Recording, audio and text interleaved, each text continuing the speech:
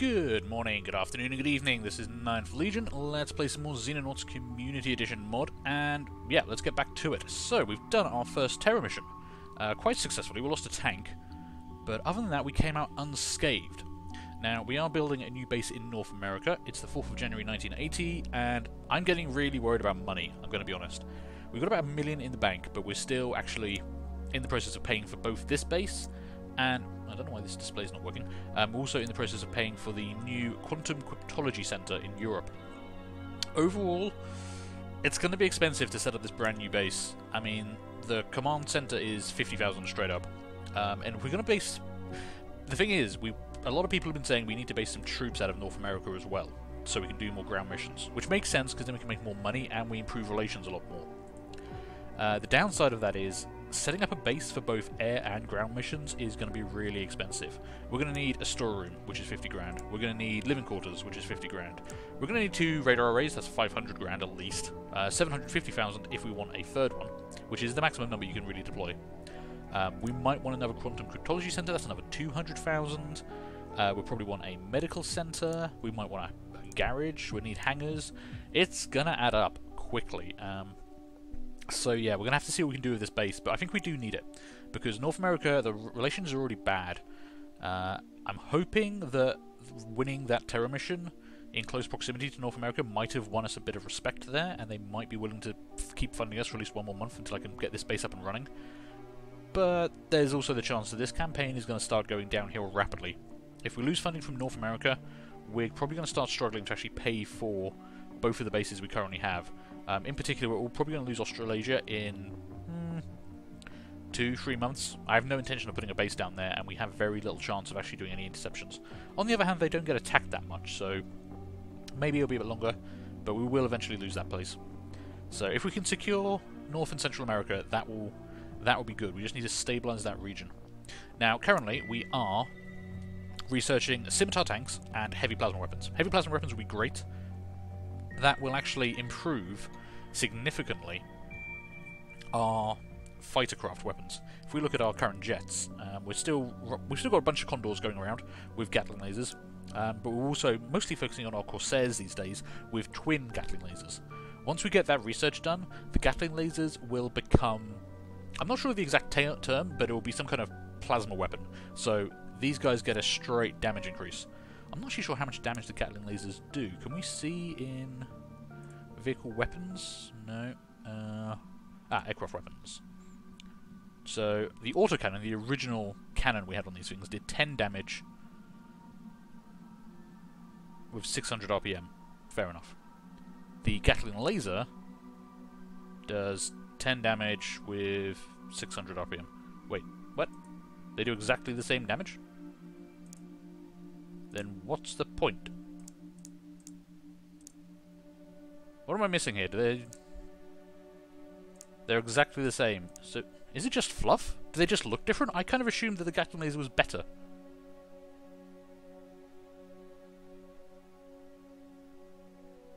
It says it's got a longer range, but that is not carried out over the statistics.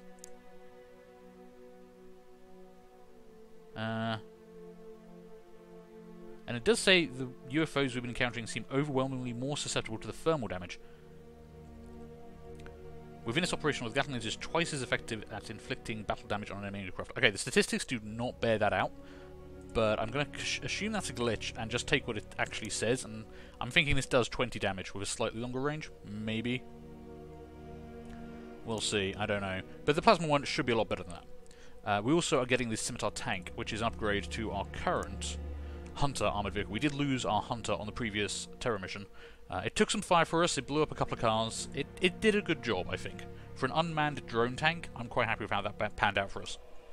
So right now, we basically just need to wait for North America to come online, deal with any aircraft that come over, you know, Europe, Soviet Union, Indochina and all that as best we can. It is worth bearing in mind at the start of this that a lot of our interceptors are in fact damaged at the moment. So hopefully we're going to have a couple of quiet days so we can get all this stuff back online. We need like 2 days and we'll have most of our jets back online. But Europe took a pounding at the end of last month. There was a couple of interceptions there that did not go quite as I planned. But anyway, there we go. That's kind of a recap of where we are. Now, this might be a little bit of a short episode, because I am kind of racing against the clock here to get this recorded before I have to go do actual work, you know, so I can pay my mortgage and stuff. But what we need to do is probably start hiring some more people. If we're going to have a ground roster, if we're going to have a squad based in North America, we're going to need more troops. Currently we've got 15, and we can take 10 on a mission at a time, so that means we can take 50% casualties on a mission and still go on a full mission next time, which is a decent number. Now, I'm not sure if we want to go up to a full 30, that would get very expensive, but we probably just want to start bringing in a few more new hires. So, who on here looks good? Now, I do like strength as a statistic, I've got to be honest. It allows them to carry all the gear they need to carry. And right now, we're at the heaviest amount of gear we're going to have in this game. We're kind of at the bad point where we've got some decent armor, but it's very heavy. The next level of armor, which we are not yet able to research, is much lighter. Or it's not so much this lighter, I believe it actually has like a mechanized servo, so it can actually bear its own weight kind of thing. But either way, it allows us to carry more equipment. So right now, strength is an important thing. Time units obviously quite important. I mean, you've got strength of 64, decent hit points, bravery's nice, but you've only got 42 time units. That's not a lot. That's not going to allow you to move around very much. And obviously those will increase over time. You're only private, so that will almost certainly increase. Might even double by the time you get to, say, Colonel or Commander. But, I mean, you've got 65 with 62 strength. Hit points are a bit low, but that's not the end of the world. I mean, we are going to put armor on you. Bravery's okay. Accuracy and reflexes are nice. I think Kate Wright looks like a good pick for us there. And I'm thinking, actually, maybe Remy Roche, we could have you. I mean, I like all of your statistics are nice, apart from your time units. Your reflexes are a bit low. But maybe put you as a sniper, keep you at the back so you don't have to move around much. If you're stationary, that might be fine. So who have we got down here? 62 time units is quite nice with 54 strength. Bravery's a bit low though. And wow, you've only got 35 hit points. That means you're basically a one-shot kill, probably even with armor. Not sure how I feel about that. I mean, you definitely want stuff above 40. You probably mostly want most of these to be about 50 if you can. But then again, Vance Baker's not bad. Yeah, let's pick up the Vance. I think we probably want to try and get, I don't know, 5 people, maybe? I mean, we can sort by different methods here, but... those hit points are just so damn low.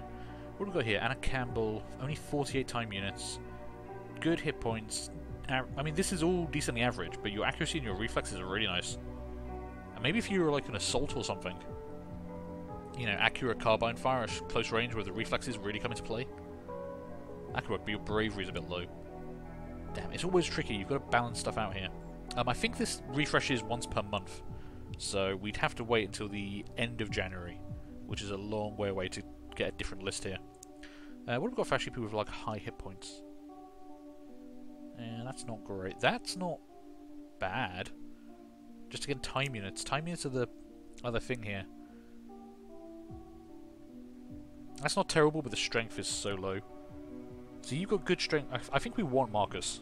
I think Marcus is actually going to be pretty handy. Just don't get shot, you know. It's generally good advice for most aspects of life. How are we doing on actual bravery right now?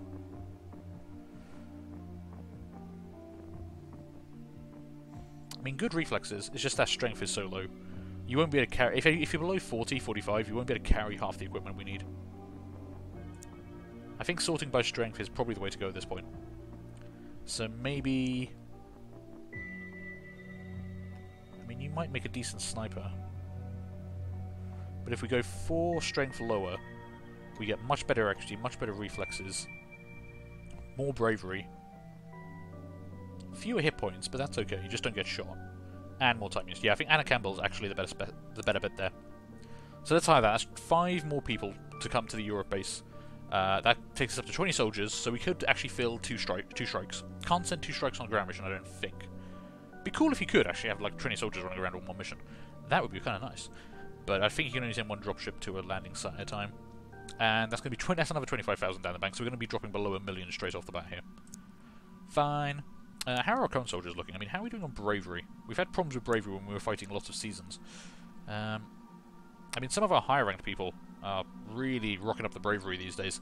And this is because they're getting lots of medals. So as long as you can get people trained up and get them medals and get them experience on the field, bravery becomes less of an issue.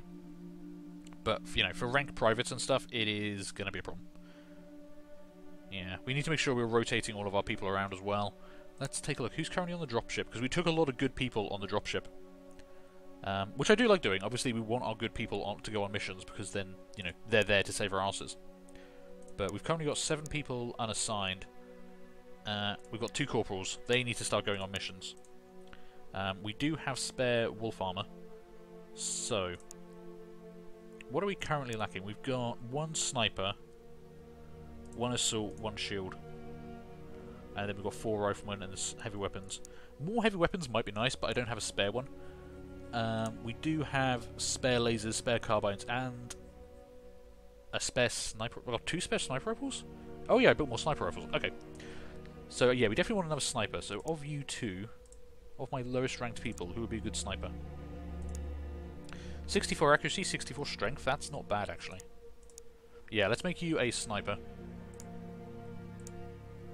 And let's equip you with some wolf armor. You can't carry all the stuff because of reasons. That's fine. Let's see, let's drop off those grenades. Ooh, okay, keep the med pack. I'd rather you stayed alive and could heal yourself than... We very rarely use grenades anyway. And let's see, so that's 2 snipers. Do we want another assault or another shield? Assaults are great for going through buildings, but if you have an open map, then suddenly they're not so great. I mean, a rifleman is a good all-rounder.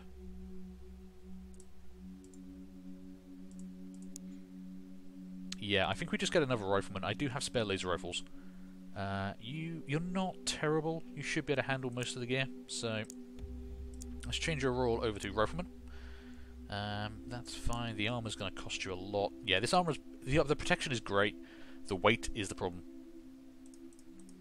Drop all of that, and you actually might be okay. I think laser rifles are maybe a little heavier.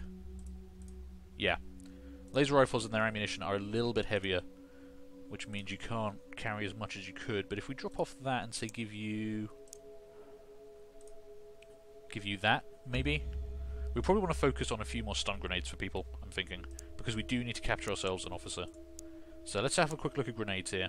You've got one of the electroshock grenades, and I like those. People have been saying I should, you know, they're not as good as stun grenades, and you are absolutely correct. They are not, because you get, you know, 40 stun damage over 3 tiles, but these are good multi-purpose. If we're fighting Androns, that 115 EMP damage could be fantastic. We've never actually managed... Well, we've EMP'd 1 Andron, which I was trying to take alive, and I kind of forgot that you kill Androns with EMP.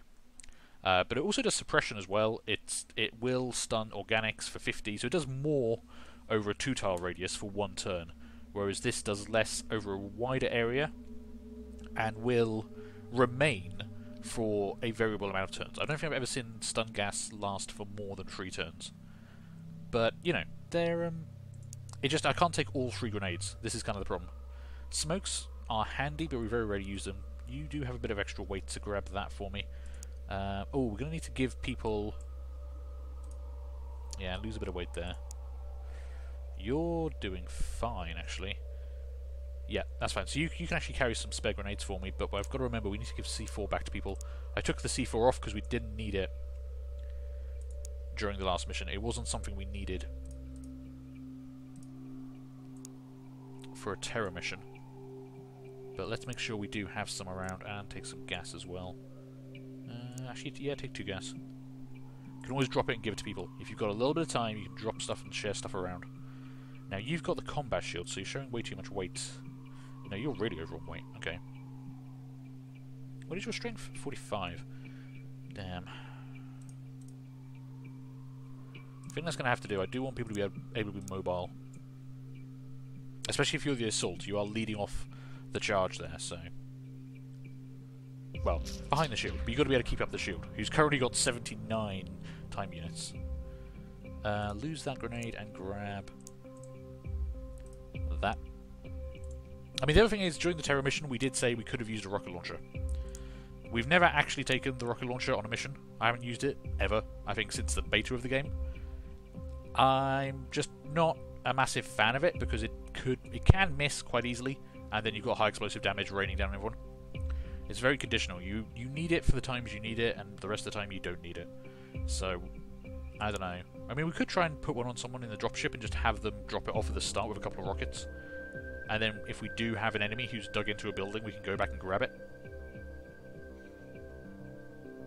Now, that might be worthwhile, actually. I mean, we could actually just put it on one of the riflemen and have them drop off the rocket launcher at the very start. I don't know. I'll have to think about that. Not sure how I feel about that. Obviously, we don't want to load down people too much with stuff at the start, because if we do have contact straight out the door, I want people to have their guns ready and be able to fire. If we get shot at while we're all grouped up in the dropship, things go bad pretty quickly. Other than that, okay, I think we're good. So we've got 2 C4 charges. That's probably not enough. If you weren't carrying that, you are maxed out. Damn. I mean, spare combat shields are a lifesaver. I like you having lots of ammo, and also this is a plasma rifle, so you need to have your own ammo supply, but probably not that much for this kind of mission. Grab another C4 charge for me. So that gives us 3 C4 charges. And you are carrying a ton of ammo and grenades, actually. Yeah, you don't need that much.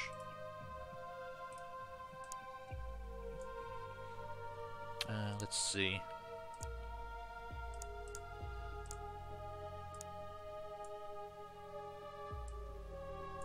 There we go. Okay, you can always drop those off and give them to people if we have a chance.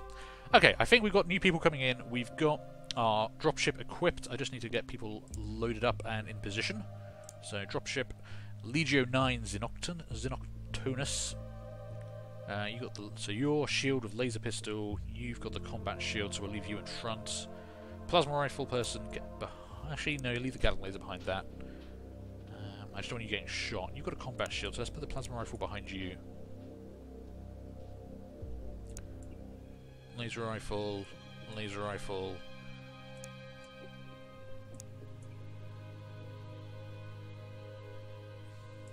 Actually, put you on that side. We seem to be primarily facing this side, so I'm going to put most of our combat shields on this side, so when we land we've got a bit of cover. And make sure you're actually behind the combat shields. Then you guys are ready to move out, you guys are in cover. Well, that's not too bad. Have we only got 2 combat shields? Because we've got assaults, and you're carrying a combat shield. Wait, am I having a moment here? 1, 2, 3. Yeah, we've got 3 combat shields. Where's the third one? Laser pistol, combat shield, combat shield. Ah, combat shield, okay. Actually, let's put you on this side. And where's that plasma rifle gone? There you are. Make sure that plasma rifle stays safe, because that thing is a goddamn killing machine. Okay. That's a decent setup. It might work. I wish you could rotate them around because they're all going to be facing this way. I kind of want these people facing that way, out the front of the dropship. But, yeah, it is what it is. Right, let's see if we get any contact soon. Obviously, we're hoping we get a couple of days where the ships can repair. So what we want to see is a bunch of Corsairs and Foxtrots getting repaired. There we go. Foxtrot 3 and 4. Foxtrot 3, Corsair 4, Foxtrot 2. Good. Okay. Basically, we're back up to full fighting strength, and also we got some research on the medium drone we fought. We killed 2 of these at the last mission.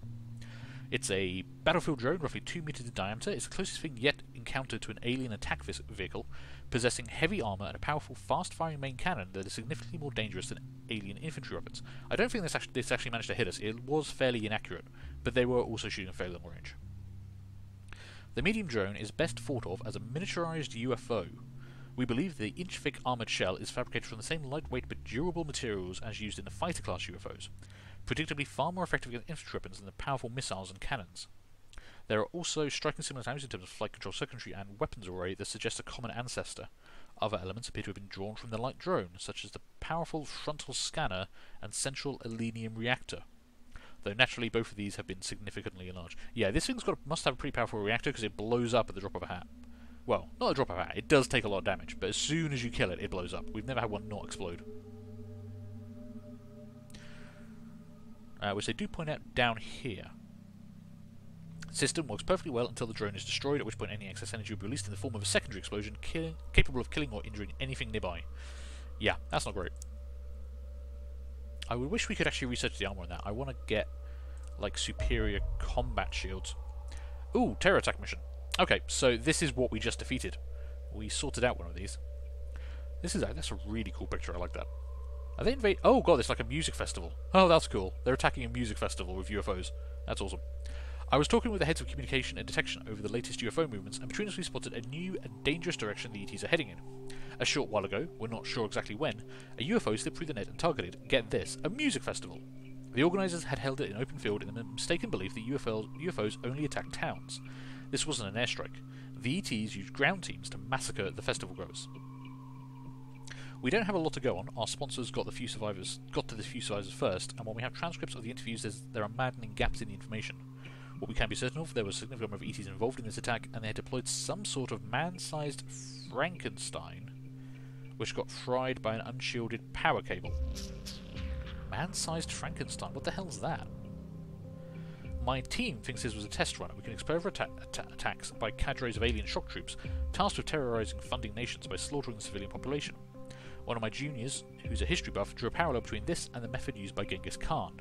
He'd obliterate a city and threaten other cities with the threat of vanishing as well if they resisted. Okay.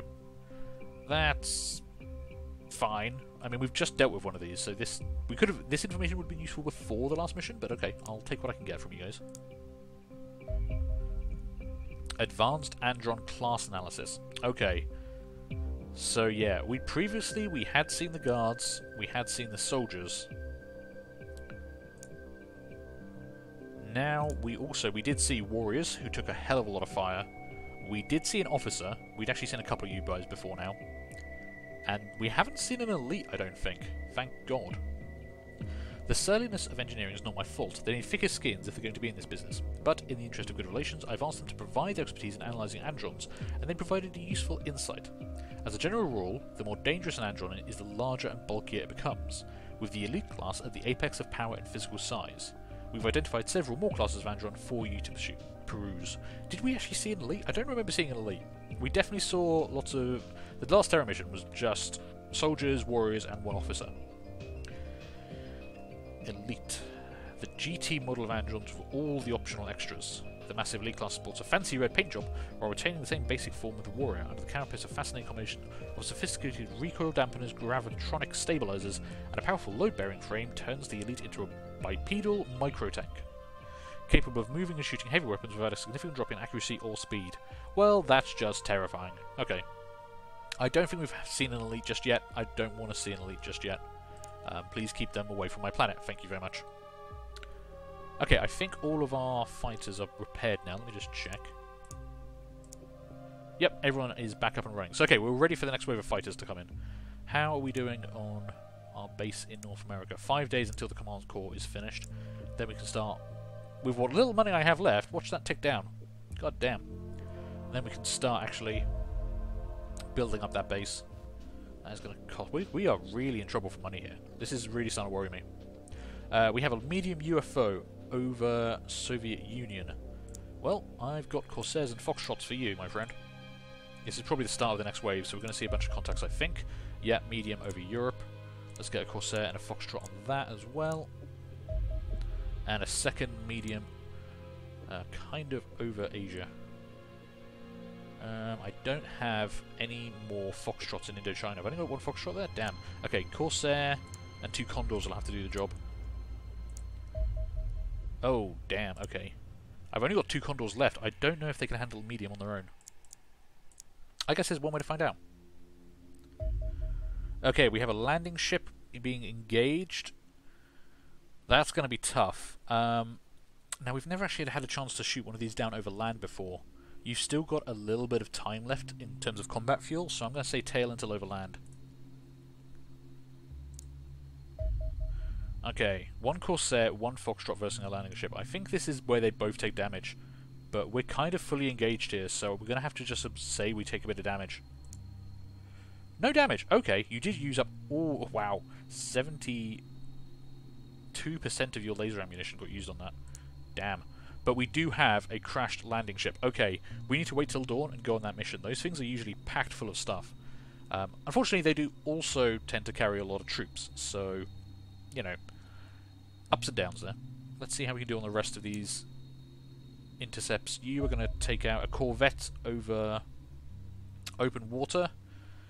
You've only got 76 seconds of combat fuel. There's no point trying to tail over land. You'll run out of fuel, so auto-resolve that and get back to base. Shame we wasted a Foxtrot and a Corsair on a Corvette, because we could have taken that down with Condors. So these two interceptions down here are more worrying. We might actually have to just abort.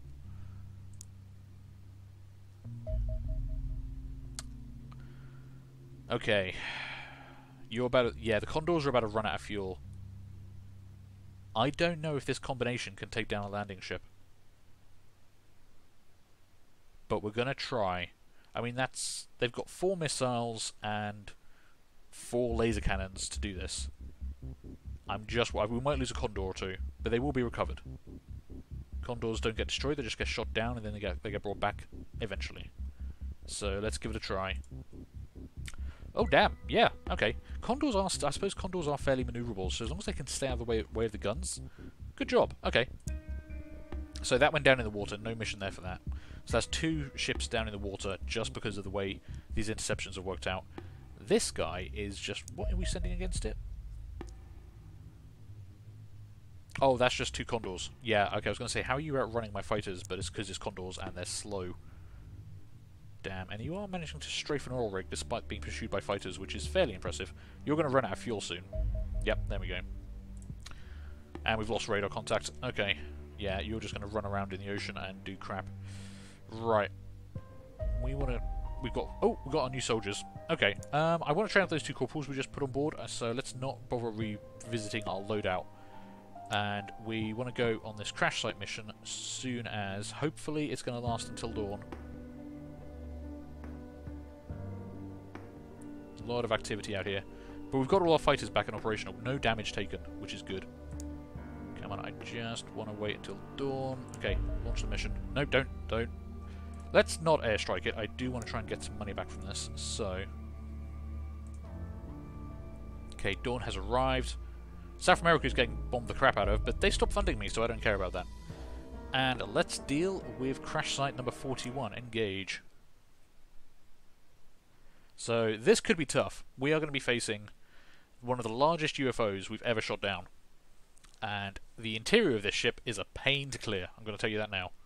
It's been a long time since I've had to do a landing ship. So we'll have to see how we do, but we are fairly well equipped. Oh, the only thing I didn't check was to see if we'd built another plasma rifle. That's a shame. If we had another plasma rifle, I'd be a bit happier about this, but I forgot to check if one had been finished. We do have an alien officer present, and we do need to capture ourselves an alien officer. So I've got to watch out for that this time and not murder the guy. What can we see? We have landed... Okay, that's the edge of the map. This is good. Our combat shields are at the front. That's kind of where I wanted them.